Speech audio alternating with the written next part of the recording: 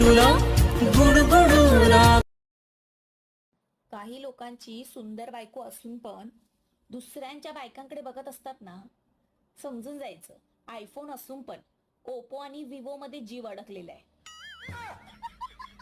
हसताय काय? दारिद्र्याची लक्षणं असतात ती.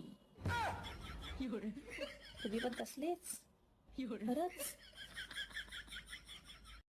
काही लोकांची सुंदर बायको असून पण दुसऱ्यांच्या बायकांकडे बघत असतात ना, समजून जायचं आयफोन असून पण ओप्पो आणि विवो मध्ये जीव अडकलेला आहे.